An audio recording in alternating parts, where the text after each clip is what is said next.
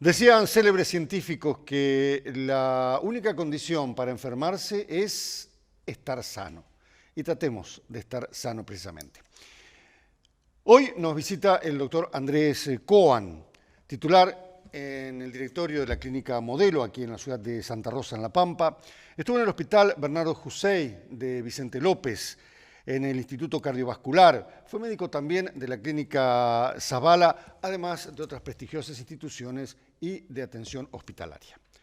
Doctor Coan, gracias por acompañarnos, muy amable, No, muy atento. favor, muchas gracias por invitarme. Al contrario, ¿se puede definir, dentro de todas las patologías que significa la cardiología, se puede definir cómo es una enfermedad del corazón, cómo la sentimos, cómo de pronto la podemos prevenir o suponer? Perfecto, sí.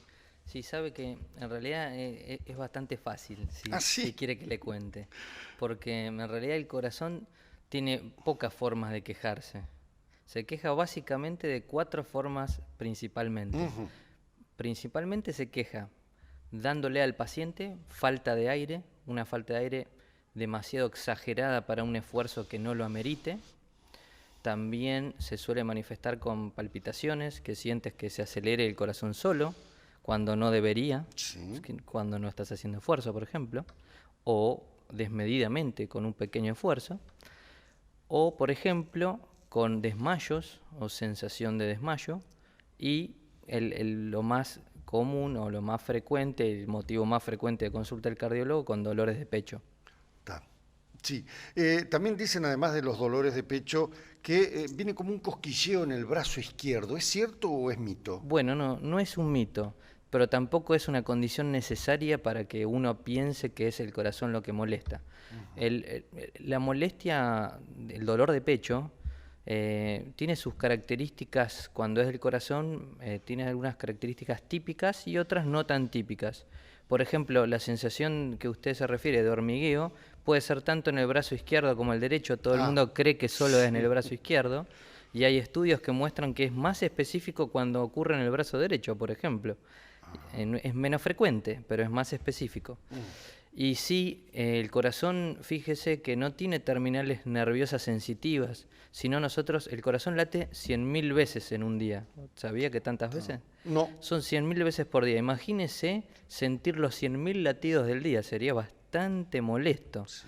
Entonces, por esa razón, al carecer de fibras nerviosas sensitivas, el dolor de pecho se manifiesta de una forma más solapada, más sorda, y habitualmente la gente que experimenta un dolor que es cardíaco suele contar que siente como algo que oprime el pecho, que habitualmente sube y aprieta también el cuello, como una sensación de que ajustaras una corbata o que te ahorcaran.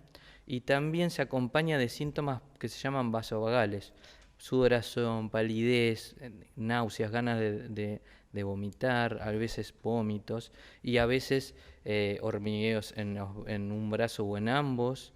A veces no es una opresión, sino un ardor general, y algunas veces, y es lo que más confusión puede traer, se manifiesta más en la boca del estómago. Sí. Sobre todo cuando ocurre un infarto que es de la cara inferior del ventrículo, ahí se mezclan fibras nerviosas sensitivas y las sensaciones en la boca del estómago. ¿Se suma el vómito?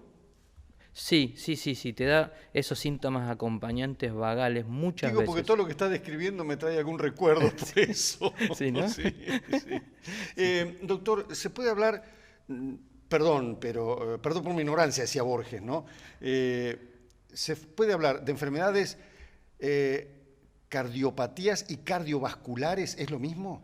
Bueno, habitualmente se usa como una generalización de las dos formas, sí. Habitualmente se le dice más cardiopatía a un problema de la estructura física del corazón. Y enfermedades cardiovasculares incluye todas las cosas que provocan que el corazón se enferme. Claro. Doctor, lo he escuchado decir a usted en alguna oportunidad que las estadísticas indican que una de las principales causas de mortalidad en el mundo es precisamente patologías vinculadas al corazón. Sí, exactamente, sí. El último informe que hizo la Organización Mundial de la Salud, que está en la página de internet, se puede visitar, pone el top 10 de las enfermedades más mortales. Ah. Y te los pone, sí, te los pone como un ranking.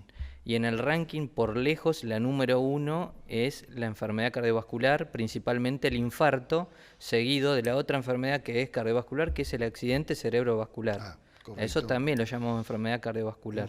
Y para que usted se dé una idea, en el último reporte, que si no me acuerdo mal, es del 2014, el último ranking que publicaron en la página, se murieron en el 2014 15 millones de personas de enfermedades cardiovasculares, aproximadamente 10 de infarto y 5 millones de ACV.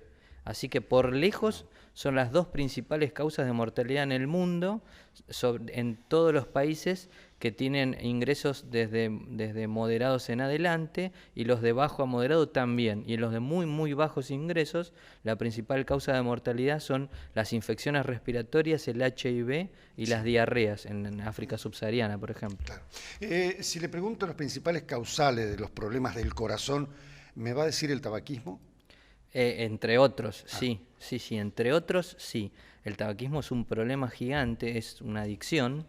No se le conoce ninguna ventaja a fumar de ningún tipo, salvo la satisfacción inmediata que siente porque tiene elementos adictivos. Sí. El fumador que disfruta, digamos, y está claro que por eso lo hace. Pero absolutamente es muy dañino. ¿Y las otras causas? Y las otras causas son los famosos factores de riesgo cardiovascular. Por ejemplo, el principal y el más grave de todos, la hipertensión arterial, seguido del sedentarismo, el estar absolutamente quieto, el sobrepeso y la obesidad, la diabetes, el tabaquismo y el colesterol alto. Esos serían los tradicionales factores de riesgo cardiovascular. El descontrol de todas esas causas y la sumatoria crea un riesgo factorial multiplicativo entre sí, y eso hace que una persona pueda sufrir un ACV, un infarto principalmente. Obvio es decir que no llegando a esos riesgos es fácil prevenir algún problema con el corazón. Sí, los textos clásicos de medicina dicen que las enfermedades cardiovasculares pueden ser en un 80% de las veces prevenibles si uno tratase todos estos factores de riesgo con precisión, digamos. Hablábamos qué es lo que se siente, hablamos los factores de riesgo. Ahora, ¿se cura, por ejemplo, un infarto, un preinfarto? Ya no digo prevenible, sino eso, si se puede curar, o es una patología que se lleva de por vida. Bueno, tengo una respuesta dual para eso. A ver. Mi respuesta es sencilla y no a la vez. El tener un infarto hace que una persona haya tenido una predisposición, haya sumado causas. Tal vez algunas personas simplemente tienen mala suerte genética, pero una vez que eso ocurrió, ese paciente debe ser tratado con sumo cuidado el resto de su vida. Porque es sonso decirlo, pero al que ya le pasó es al que le puede volver a pasar. A esa persona uno tiene que ser muy estricto en controlar estos factores de riesgo cardiovascular.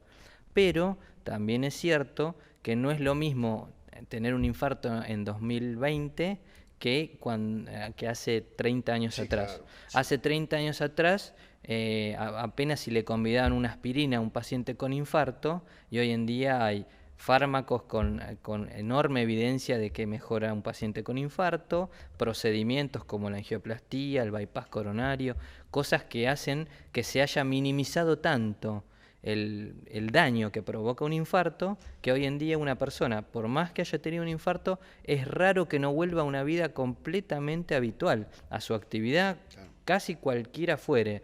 No le digo un deportista de extremo alto rendimiento, pero prácticamente se vuelve a la vida normal hoy en día. Son pocos los casos muy graves en los cuales una persona queda inhabilitada, pero sí de por vida va a ser una persona de alto riesgo y tiene que ser tratada como tal. Andrés, ¿el problema cardíaco lo sufre solamente el enfermo o de alguna manera irradia al entorno familiar? Y que crea problemas, claro. Bueno, está bien, sí. La verdad es que como somos, como las personas somos seres sociales, cualquier cosa que nos afecte, afecta a quienes nos rodean. Con lo cual, sí, salvo que vivas solo en una isla como Tom Hanks con la pelota, seguro, por supuesto que afecta a la vida familiar, principalmente porque habitualmente y cada vez vemos más pacientes bastante jóvenes con infarto, entonces les cae como una bomba de que no son inmortales y eso es terrible. Provoca como una especie de duelo, donde primero uno niega que le pasó lo que le pasó, después uno se enoja por lo que le pasó, después lo empieza a aceptar hasta que lo termina de digerir. Y en ese proceso la pobre familia también tiene que acompañar y después, por supuesto, se modifican hábitos de la alimentación y todo, y finalmente ayuda también al resto de la familia una vez que aprenden los cuidados. Pero en un primer momento, seguro, como somos seres sociales, Sí, sí. afectamos a nuestro entorno, seguramente. Factores de índole psicológica, el estrés, por ejemplo, ¿colaboran? Totalmente. Es muy simplista decir que el estrés provoca un infarto. Tiene que siempre haber un campo minado, pero yo trato de explicarlo de una manera sencilla. Tiene que estar primero preparada la bomba, tiene que estar la mecha, y el estrés es lo que enciende la mecha. Correcto. Con lo cual, el estrés es una respuesta natural del organismo para cuando estamos ante un peligro.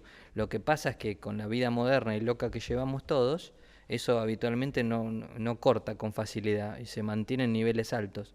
Eso altera todas las hormonas del organismo, sobre todo las famosas hormonas del estrés, que son la adrenalina, noradrenalina y los corticoides. Eso lo que hacen es provocar una inflamación en todo el organismo, y en una persona que se le estaba haciendo un depósito de colesterol en una coronaria, hace que esa elevación de hormonas rompa esa placa y arme un coágulo y se arme el infarto agudo, por ejemplo. ¿La estreptoquinasa se sigue usando todavía? Sí, señor, se sigue usando y sigue salvando vidas. Bueno, está. Si tenés un hemodinamista hábil cerca, por ahora sigue siendo aún mejor. Espero Pero no si vos necesitarlo. no estás Sí. a tiempo ni cerca, la estreptoquinasa es fantástica. Este es el programa Saludablemente. Estamos dialogando con el médico cardiólogo Andrés Coan. Ya volvemos.